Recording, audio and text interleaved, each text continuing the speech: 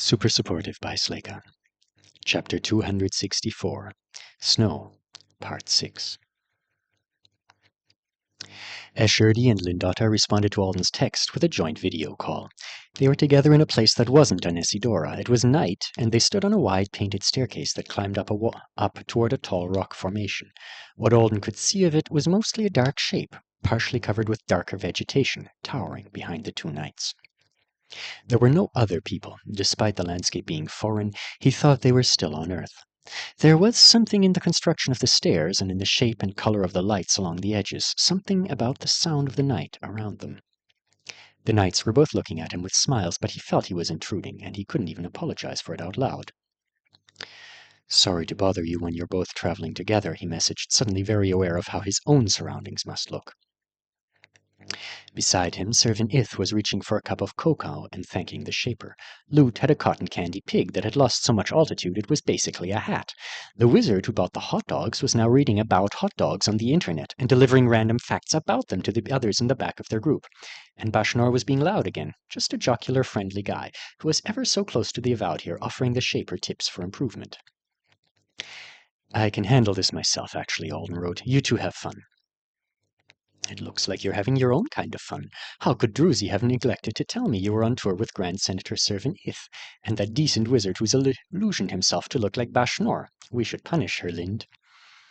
"Being our votary is punishment all too often," Lindotta said. "I'm sure she'd rather be shut away in a closet right now. She's there, Alden. We loaned her to Servant Ith for additional protection and assistance." "And so that she could tell us if anything interesting happened." Escherdy shook his head. "She's doing a terrible job."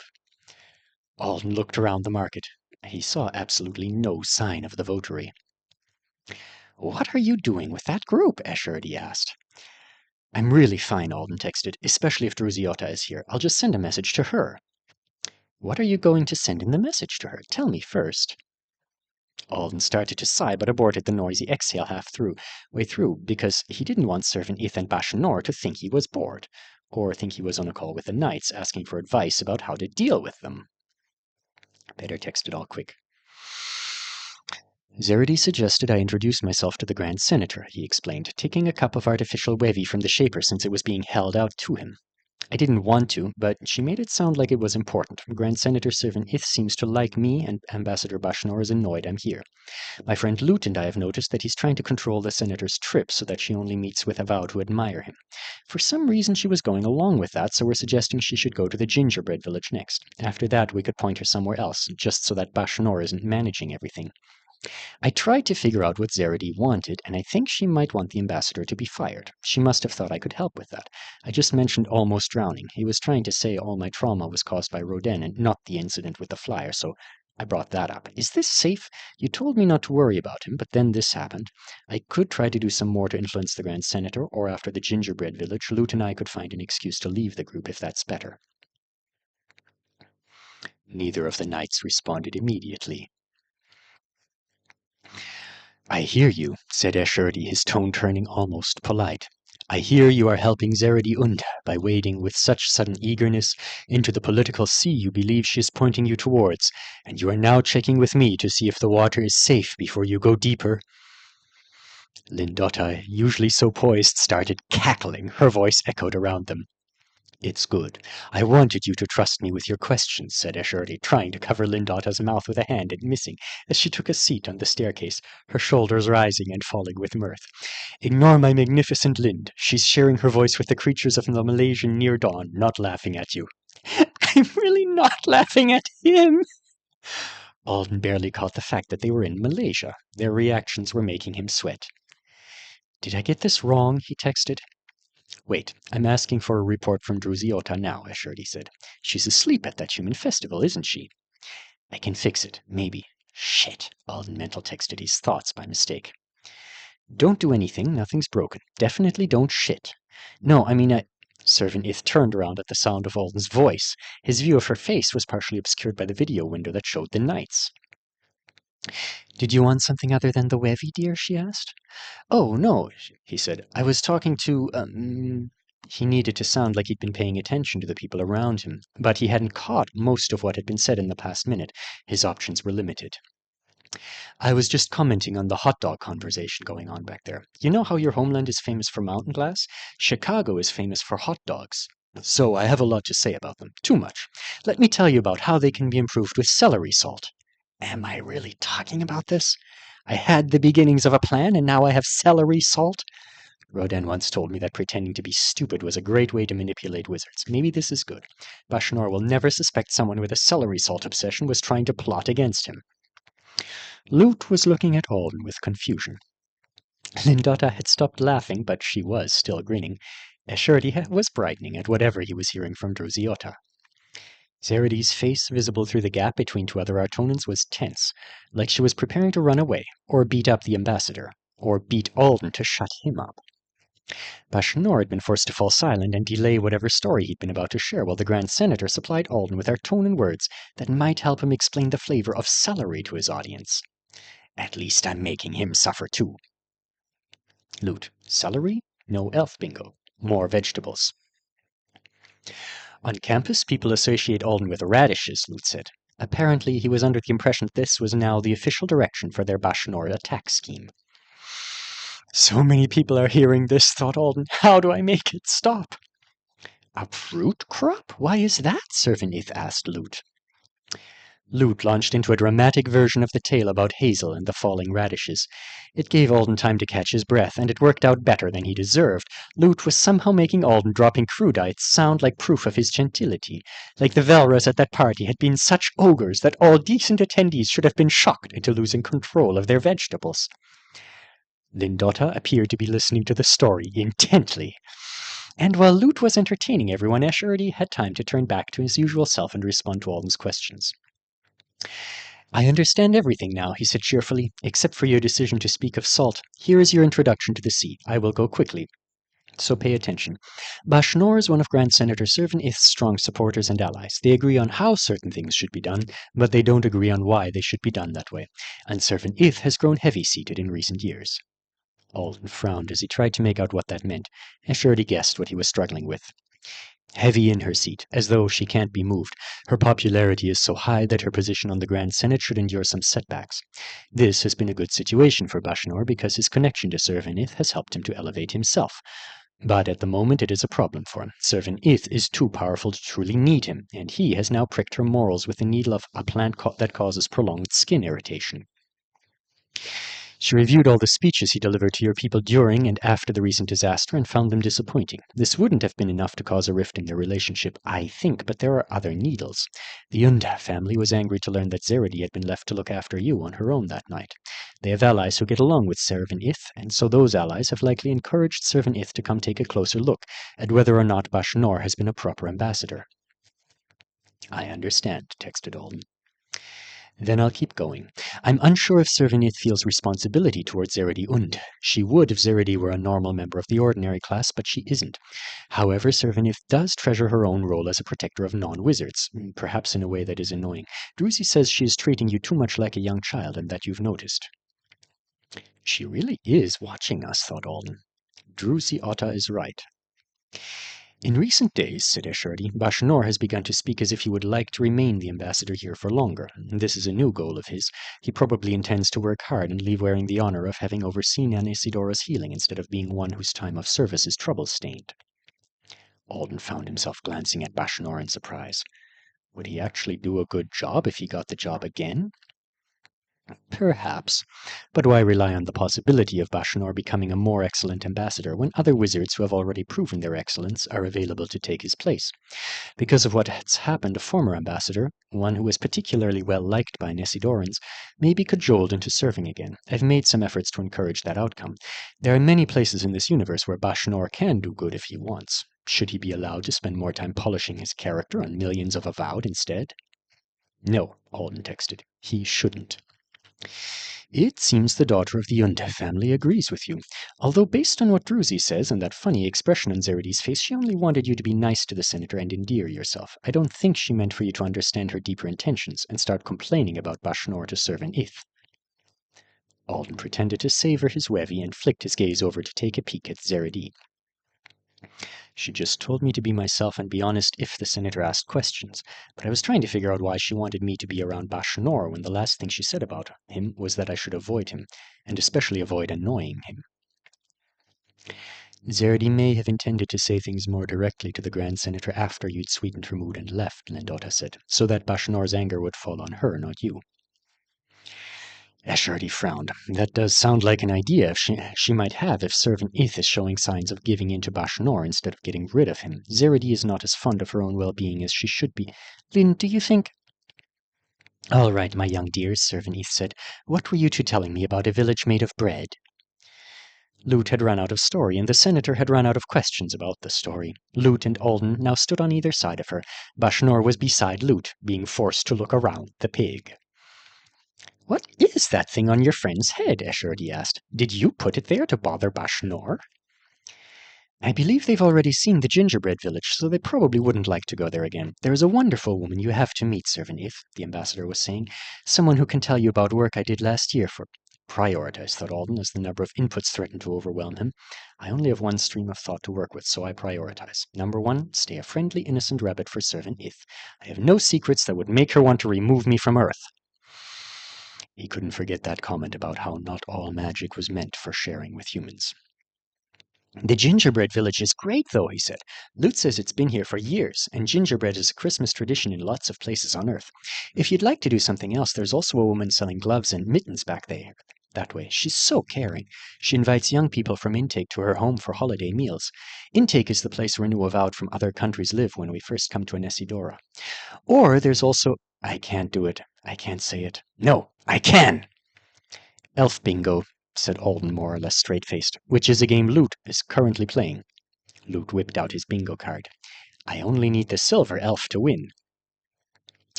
Or, said Alden, if you're thinking of leaving the market to see more of the city, there's this amazing shop not far from here that sells rightwork masks. They have one that you'd... I think the Grand Senator would love to see the gingerbread village. I know I would, especially if you two are so fond of it. Bashnor's voice had turned so bubbly Alden wasn't sure what to make of it. He didn't like that last suggestion at all, said Lindota, tilting her head.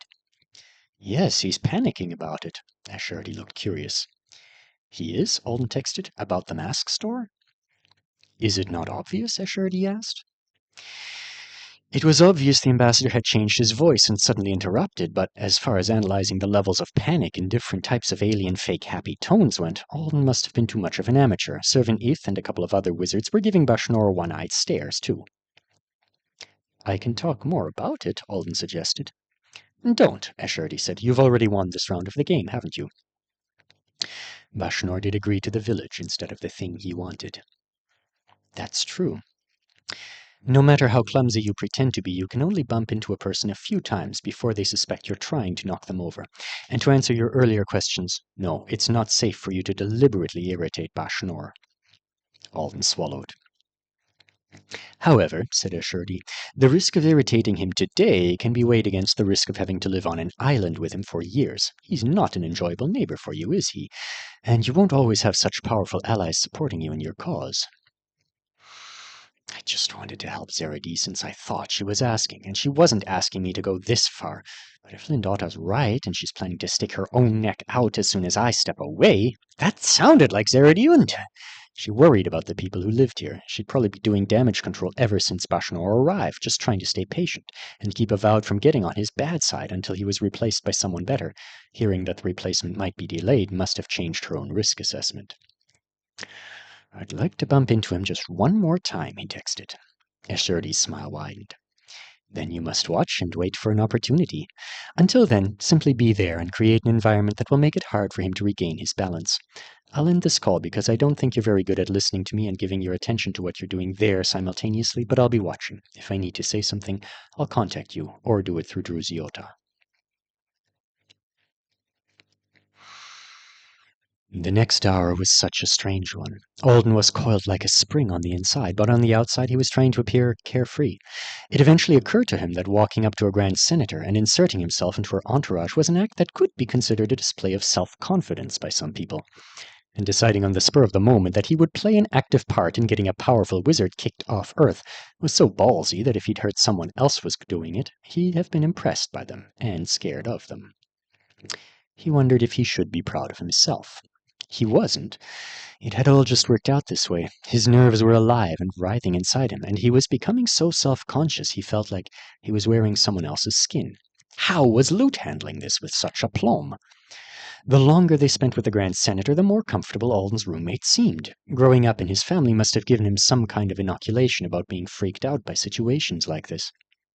Meanwhile, Alden was trying to stay in Servan If's good graces, priority 1, which helped him keep the environment less than ideal for Bashnor, priority 2, while he waited for one more perfect opportunity to say something. What that something was going to be, he didn't know. The Sermunthaju's idea had popped into his head rather easily, and Bashnor had set himself up for the drowning comment. Now that Alden was trying harder and feeling more nervous, all the ideas he came up with seemed too unsubtle.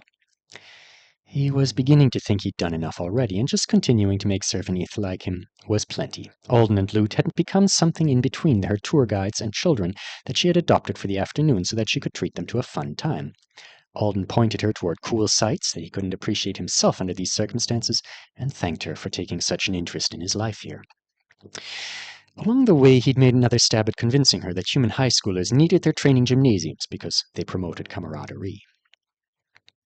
Escherdy had messaged him 3 times so far, twice to crack jokes, once to warn that Servanith's politics didn't align well with him and Lindotta or the Art family, in case Alden was thinking that name-dropping any of them would weigh positively with her.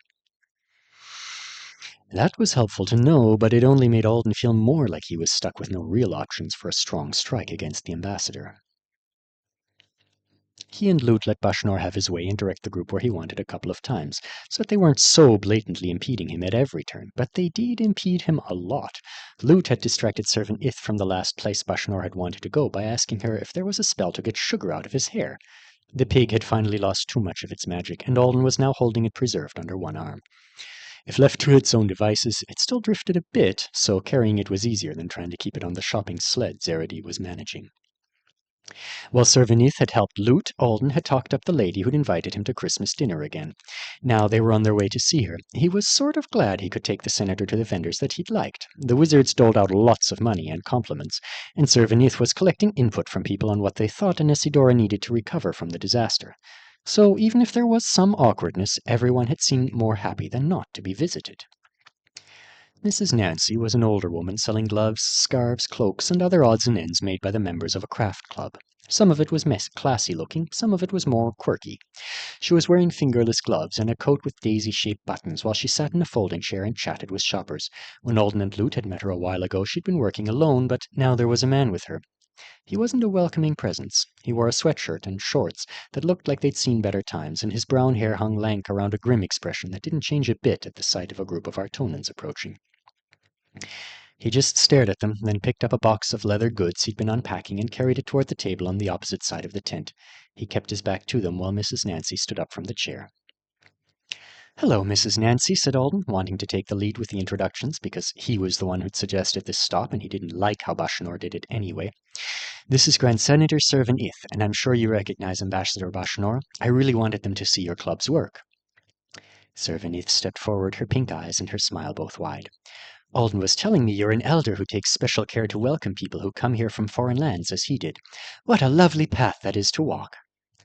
This was a good place to come, thought Alden, as Mrs. Nancy started chatting without any hint of discomfort, and most of the wizards started looking at scarves. Except for that guy, maybe? Sorry, guy, we're just shopping and we won't be here long.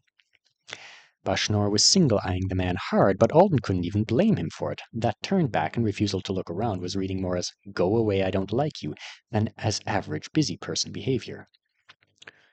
Lute. He ignoring? Alden. Yeah, I think so. Maybe he's someone who's not comfortable around wizards.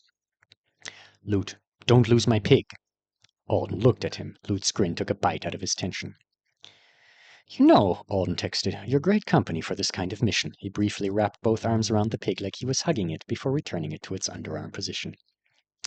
A new message came, this time from the silent and invisible Druziota, before he could say anything else.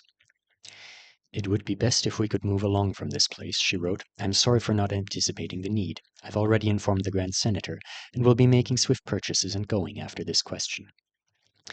Mrs. Nancy was getting along better with Servanith than most people they'd met. The senator had just asked how the floods had affected the woman. Was the guy here weirding Drusiota out too? Or was someone troublesome walking this way? Doesn't matter. I'm not arguing with the votary. All right, he responded. I won't try to stall. I'll tell Lute. Something's bothering our bodyguard, he sent to Lute a second later. We're leaving quicker than usual for this one. Don't try to keep us here or suggest another place nearby this time, even if it would annoy Bashnor. Lute's head turned. Bodyguard?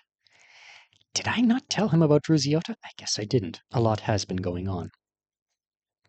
Alden. Not actually a bodyguard. She's a silent watcher-helper person, smiley face. If I can be honest, said Mrs. Nancy. The hesitation in her voice made Alden turn back to the conversation. Please, said Servanith, leaning towards her. Your honesty would be a gift to me and the rest of the Grand Senate as we make our decisions. I don't think anyone who was here on Inesidora should have been left out by the system that night. Mrs. Nancy laced her hands together in front of her. Everyone's talking about who the system should prioritize first these days, and I just wanted to tell someone that I think whatever needs to be done to make sure everyone who's here gets that teleport offer when they need it, that should happen. There should be enough for that, even if we have to give up something else. That's what I think. It's not right that a few people ended up without a chance. Of course, said Servanith warmly, picking up a red scarf that matched her outfit. Of course, we'll do what we can. Now let me see this beautiful scarf. I think I'd like to take it home with me. It wasn't a very thoughtful response, but Alden supposed it was the quickest one, and they were trying to be quick. A tender sentiment, said Bashnor. Of course, except for the poor lives lost at the very beginning of the crisis, all Avowed were given a teleport to our directions towards safety. Some were given both. Some did not accept the resources offered them. Others unfortunately chose to dawdle. We all look forward to the day when your contract is strong enough to offer second and third chances, so that nobody suffers from the mistakes they make in such a confusing situation. This bastard. Alden refused to look at the ambassador. He must have been waiting for the chance to take a little swing of his own, but right now, and in this way, doesn't it make him look as bad as me? Was Bashnor hoping Alden would react particularly badly to this? There were bad ways to react. The whiny entitled way, claiming I should have gotten a second teleport offer, blaming the Triplanets for not giving me even more, pretending like I had no say at all in the events that led up to me and Zeredy almost dying. Alden swore he could feel the ambassador's eyes on him. Whatever, jerk, I wouldn't behave like that even if you weren't here waiting for it. Mrs. Nancy was trying to say something about everyone. I know this isn't about me. And what about Lute's parents? His dad was in trouble, and he wouldn't even have gotten... Some of the people on Inesidora aren't avowed. Alden's head snapped up. The speaker, saying exactly what Alden had been on the verge of thinking, wasn't Lute. It was the rough-looking guy, and he had such a combative note in his voice that it raised Alden's hackles. Non-avowed didn't get any teleport effort, no matter where they were, no matter what they were doing, just instructions to head toward the nearest safe place. He stalked across the booth to stand beside Mrs. Nancy. And some of them weren't anywhere near a safe place. What if a visitor enjoyed the little water taxis that used to run between Punta de la Luna and F-City? And what if he was lucky enough to make it to shore on one, but not lucky enough to make it inland before the floods? What if his daughter, who wasn't avowed, went to save him? Do you think that person ever had a real chance? Wait, this story he couldn't possibly be talking about. Do you think that an avowed who went to help someone didn't deserve a second chance? The man demanded. I think he might be talking about those people I found. He has to be. A father from out of town, an avowed daughter. He must have known them. I see, said Servanith soothingly. I hear. You've endured something tragic, haven't you? I would appreciate hearing your whole story, if you would like to share it. You lived in Punta, but you didn't have to be stuck there, did you? The man wasn't taking his eyes away from Bashnor. It was like he hadn't heard Servanith at all. This is bad, thought Alden. A person fixating on someone else when a Grand Senator is speaking to them is bad. That's not a regular amount of angry. That's an out-of-control amount of angry. That thinks it's found somewhere to vent. Lute, watch him. Alden, yeah. What's your name? Servanith asked the man, still speaking slowly and kindly. Honorable Avowed, I would be grateful to learn it. Well, the man practically spit the word at Bashnor, whose nostrils had flared. One of the few small jewels in the ambassador's braids trembled at the end of its pin. Do you think an avowed who went to save someone's life dawdled? He was being so confrontational. He was out of line. It was also clear that he was going through something. Ambassador Bashnor just needed to say something vaguely apologetic, and then they could all get the hell out of here. She was a hero, said the man. Don't you think someone who behaves like that is a hero? Olden was nodding. Lute was nodding. Artonans were nodding along with them. But Bashnor looked down on the man from a place that had nothing to do with physical height and snapped, Do not ignore a wizard when they speak to you. A grand senator of the triplanetary government is trying to give you the privilege of her ears. The man leapt across the table. His fist flew toward Bashnor's sneering face. It hit a cotton candy pig instead.